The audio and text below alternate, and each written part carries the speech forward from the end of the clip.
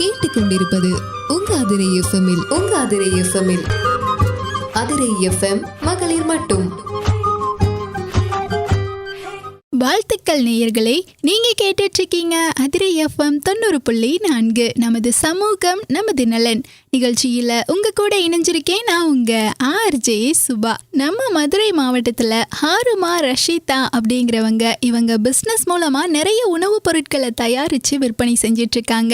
இவங்க தான் இன்னைக்கு நம்ம நிகழ்ச்சியில இவங்களுடைய பிசினஸ் பத்தியும் பெண்களுக்கு பயன் தரக்கூடிய நிறைய தகவல்களை பத்தியும் ஷேர் பண்ணிக்க ரெடியா இருக்காங்க. நேயர்களே, நம்ம அதிரை எஃப்எம் மகளிர் மட்டும் நிகழ்ச்சியை கேட்கறதுக்காக நீங்களும் ரெடியா இருப்பீங்கன்னு நினைக்கிறேன். நிகழ்ச்சியை மிஸ் பண்ணாம தொடர்ந்து கேளுங்க, உங்களுக்கு ரொம்ப பயனுள்ளதா இருக்கும். வாழ்த்துக்கள் மேம். உங்களை பத்தி நம்ம நேயர்கள் கூட ஷேர் பண்ணிக்கோங்க. Good morning all. I am Harna Rasheeda from Annai KJ Naya Masala. நான் மதுரையில இருந்து பேசுறேன். ஓகே மேம், எத்தனை வருஷமா இந்த தொழில செஞ்சுட்டு இருக்கீங்க? உங்களுடைய பயண அனுபவம் எப்படி இருக்கு? நான் இந்த தொழில 5 வருஷமா நான் செஞ்சுக்கிட்டு இருக்கிறேன். நிறைய வாடிக்கையாளர்கள் எனக்கு இருக்காங்க. 5 இயர்ஸ்க்கு முன்னாடி இந்த தொழிலை நாம ஸ்டார்ட் பண்ணலாம் அப்படிங்கிற ஒரு தாட் உங்களுக்குள்ள எப்படி வந்துச்சு? நான் வெளி உலகத்துக்கே நான் வந்ததில்ல. நான் 1999 தான் நான் மதுரைக்கே வந்தேன். என் சொந்த ஊர் இங்க ஒரு கிராமம். மதுரைக்கு வந்தேன். மதுரைக்கு வந்துட்டு 2002 இருந்து பிசினஸ் ஆரம்பிச்சேன். 2002 பாத்தீங்கன்னா எனக்கு குழந்தைங்களாம் சின்ன பிள்ளைங்க. அப்ப ஒரு 2-3 வருஷம் நான் பண்ணிட்டு இருக்கையில ஒரு பக்கத்துல 2-3 கடைகளுக்கு நான் கொடுத்துட்டு இருந்தேன். அப்போ ஃபர்ஸ்ட் இட்லி, வெள்ளை இட்லி பொடி, அடிதோசை மாவு, இந்த 2 பொருள் தான் நான் தயார் பண்ணி கொடுத்துட்டு இருந்தேன். அப்படி கொடுத்துட்டு இருக்கையில பிள்ளைங்களோட படிப்புக்காக நான் அந்த பிசினஸ் என்னால பண்ண முடியல. அடுத்து பாத்தீங்கன்னா 2011 ஒரு எம்என்சி கம்பெனில எனக்கு எங்க சார் தான் எனக்கு ஜாயின் பண்ண சொன்னாங்க. அதாவது வாட்டர்லெஸ் ஆயில்லெஸ் குக்கிங், எண்ணெய் இல்லாம தண்ணி இல்லாம சமைக்கிற குக்வேர் கம்பெனில ஒரு டெமோ காமிச்சாங்க எங்க வீட்டுக்கு. அது மூலமா நான் அதுல ஜாயின் பண்ணேன். அதுலதான் நிறைய அனுபவங்களை கத்துக்கிட்டேன். கஸ்டமர்கிட்ட எப்படி பேசணும், அந்த மாதிரி நிறைய ஒரு எம்பிஏ ஸ்டூடெண்ட்ஸ்க்கு எப்படி இருக்குமோ அந்த மாதிரி ட்ரைனிங்லாம் அதுல கொடுத்தாங்க.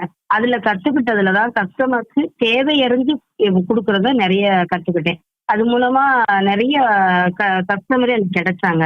அதுல எனக்கு கீழே 100 கன்சல்டன்ட் இருந்தாங்க. நான் சக்சஸ்ஃபுல் டெவலப்பிங் டிஎம்ஆ அவார்டு வின்னரா நான் வெளியில 2018 வெளியில வந்துட்டு, அதுக்கப்புறம் எங்க அண்ணன் ஒரு சயின்டிஸ்ட், அவங்க மூலமா நான் ஸ்கூல் காலேஜ் மேனேஜ்மெண்ட் சாஃப்ட்வேர்ல நீ சேர்ந்து பண்ணேன் அப்படின்னாங்க.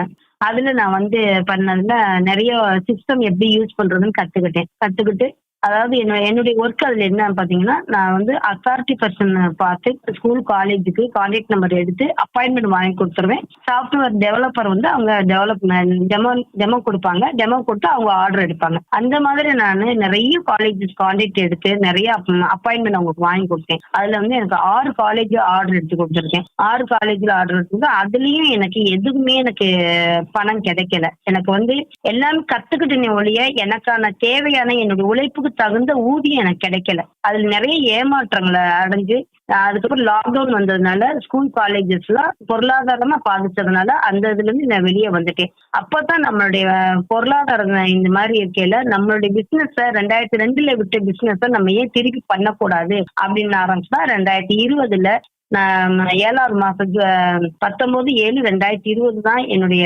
பிசினஸ் ஆரம்பிச்சு இப்ப வரைக்கும் எனக்கு மனசு திருப்தியா எனக்குன்னு கையில ஒரு பணம் வருது.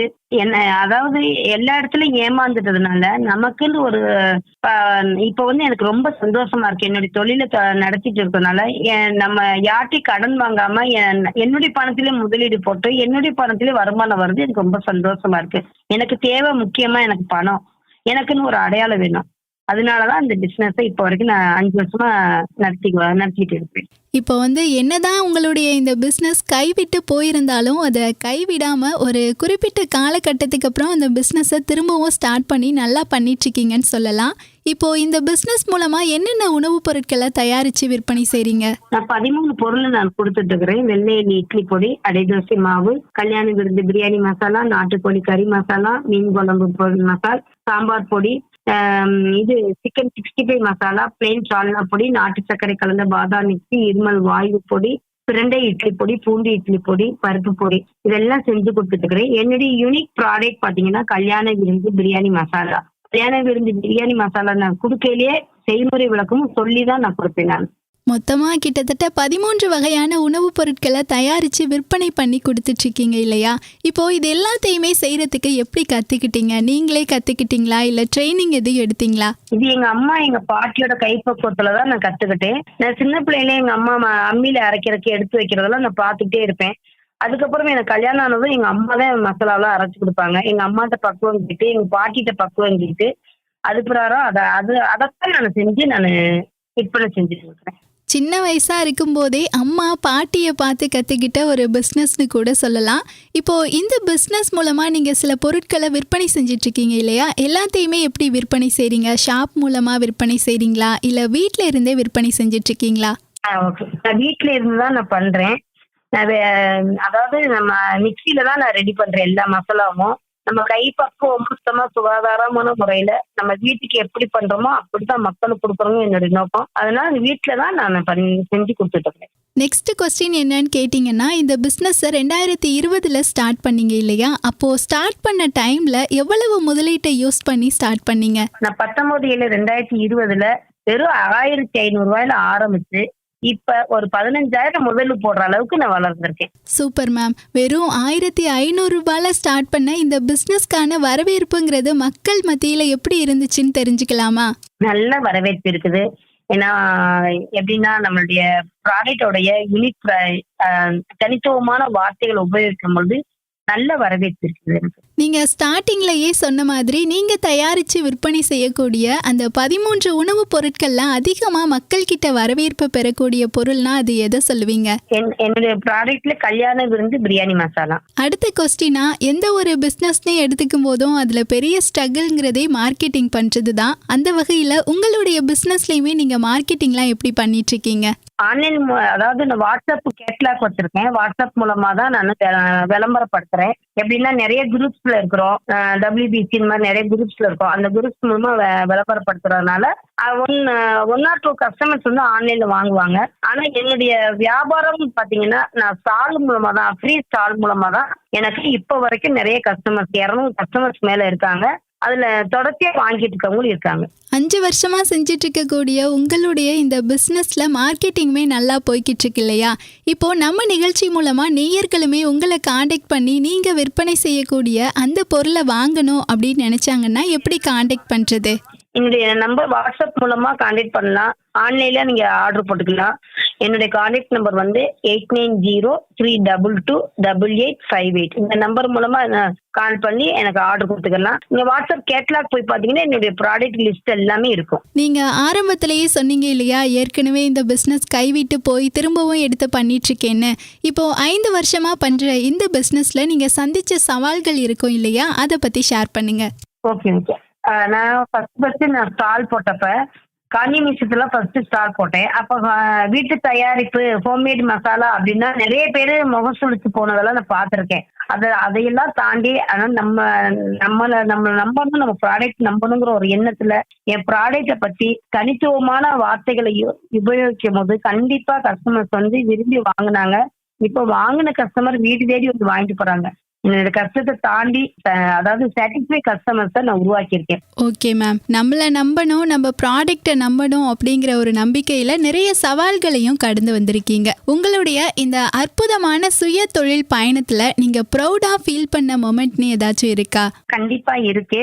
நான் வந்து லாஸ்ட் வந்து ஆகஸ்ட் 11 கலெக்டர் ஆபீஸ்ல நாங்க ஸ்டால் போட்டிருந்தோம். அந்த ஸ்டால்ல வந்து எங்க கலெக்டர் வந்து என்னுடைய ஸ்டாலை விசிட் பண்ணல. என்னுடைய கல்யாண விருந்து பிரியாணி மசாலாவை பத்தி நான் எக்ஸ்பிளைன் பண்ணதும் அவர் சார் வந்து மீட்டிங்ல போய் சொல்லியிருக்காங்க. மீட்டிங்ல சொன்னதுல அங்க இருந்து நிறைய ஊழியர்கள் அத்தனை பேர் வந்து இந்த பிரியாணி மசாலா மட்டும் வாங்கல, எல்லா நாட்டுக்கோழி கறி மசாலா எல்லா மசாலாவும் வாங்கினாங்க. அன்னைக்கு மட்டும் நான் வந்து 2500 ரூபாய் நான் சம்பாதிச்சேன். இன்னைக்கு ஒரு நாள் மட்டும் என்னுடைய ப்ராடக்டை வந்து கலெக்டர் சாரே வந்து எக்ஸ்பிளைன் பண்ணி அங்க ஊழியர்கள் அத்தனை பேர் வந்து வாங்கினது எனக்கு ரொம்ப பெருமையா இருக்கு.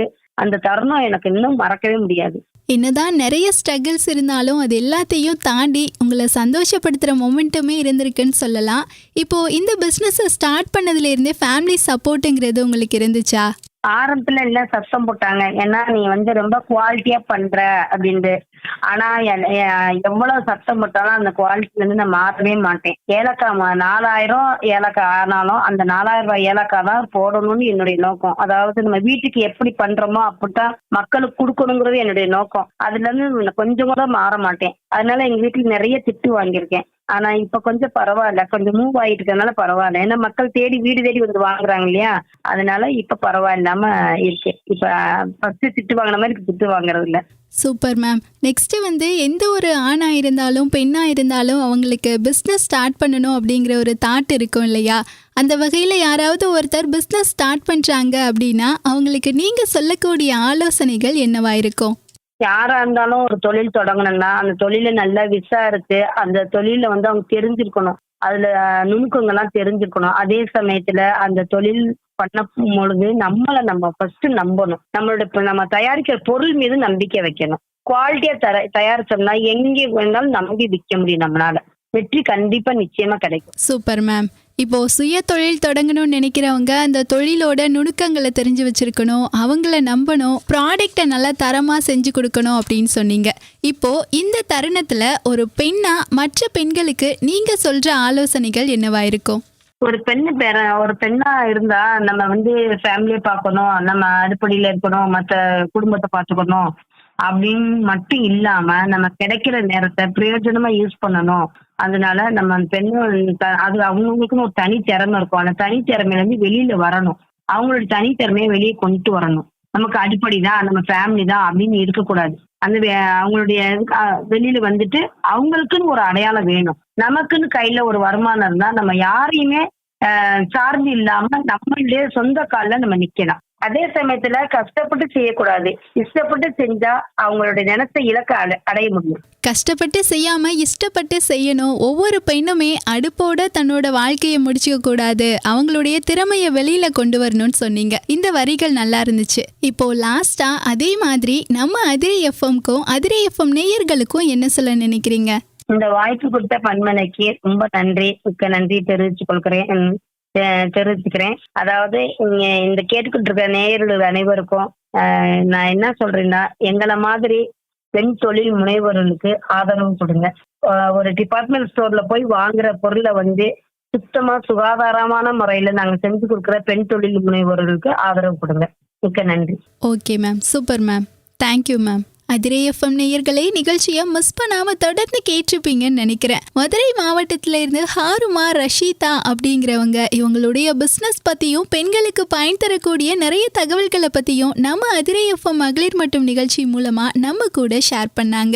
இவங்களுக்கு அதிரை எஃப்எம் சார்பாகவும் நேயர்கள் சார்பாகவும் வாழ்த்துக்களையும் நன்றிகளையும் தெரிவிச்சுக்கலாம். இப்போ நிகழ்ச்சியிலிருந்து விடைபெற போகிறேன். நான் உங்கள் RJ சுபா. நேயர்களே, நம்ம அதிரை எஃப்எம் மகளிர் மட்டும் நிகழ்ச்சி பற்றிய கருத்துக்கள் விமர்சனங்களை பத்தி எங்க கூட ஷேர் பண்ணிக்கணும்னு நினைச்சீங்கன்னா 7373776904 என்ற இந்த எண்ணுக்கு கால் பண்ணியோ வாட்ஸ்அப் மூலமாகவோ தெரிவிக்கலாம். நீங்கள் கேட்டுக்கொண்டிருப்பது உங்க அதிரை எஃப்எம்மில்